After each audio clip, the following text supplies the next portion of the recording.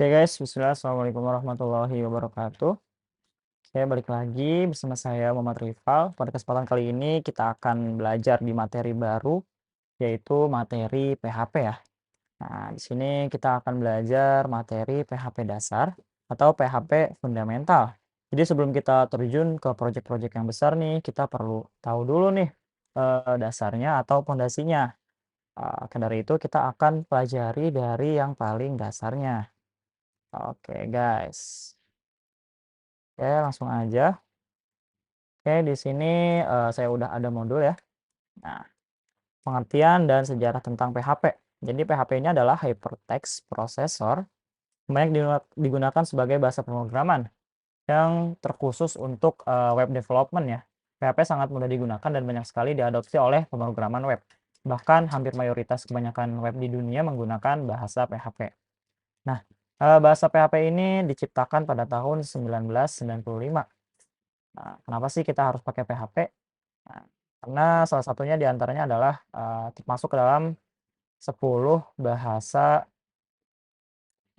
terpopuler di dunia, kemudian dia juga open source atau free, dan banyak dokumentasi tentang PHP atau banyak tutorialnya ya, apalagi di YouTube. Oke, mudah dan cepat, singkat dibanding bahasa yang lain, PHP diperbaharui secara teratur untuk mengikuti tren teknologi terbaru dan banyak website menggunakan bahasa PHP. Itu ya, salah satu kenapa kita, pakai PHP. Oke, selanjutnya, mungkin, untuk PHP ini kita membutuhkan, installer ya. Nah, di sini kita bisa install PHP secara manual, tapi ada cara singkatnya atau cara simpelnya yaitu dengan menggunakan, SAMPP. Nah, dengan kita menginstal SAMPP, dia otomatis akan, ngebundle si PHP-nya. Nah, jadi cukup dengan kita install SAMPP, itu udah, ngebundle ya semuanya ya. Oke, nah kita bisa lihat di dokumentasinya, untuk SAMPP ini wait, kita minimize dulu. Nah, oke.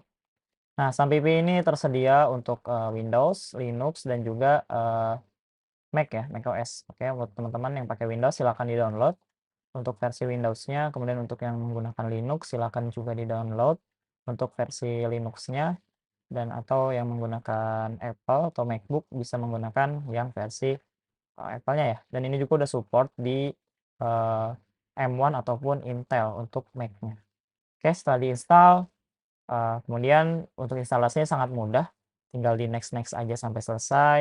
Kemudian, selanjutnya jangan lupa untuk, eee, ini ya, mengatur path-nya. Oke, jangan lupa untuk mengatur path-nya. Nah, untuk Windows, oke silakan masuk ke environment, ya ini untuk menginstallernya ya.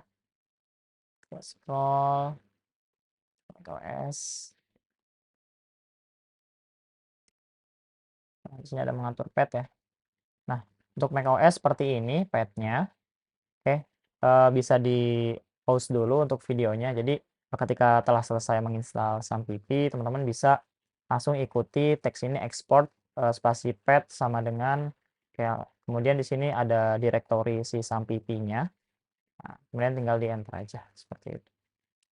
Oke, ini untuk Mac, kalau untuk Windows, kalian, cari tempat directory SAMPP-nya, di-install, biasanya ada di sistem C, kemudian masuk ke folder SAMPP, kemudian masuk ke folder PHP, nanti di atasnya ada ini ya, alamatnya kita bisa copy, kemudian masuk ke start dan tulis saja environment, nanti muncul, edit the system environment variable, kemudian masuk, kemudian klik environment variable, kemudian pilih yang sistem variable ya, kemudian pilih sistem variable dan cari variabel dengan nama path.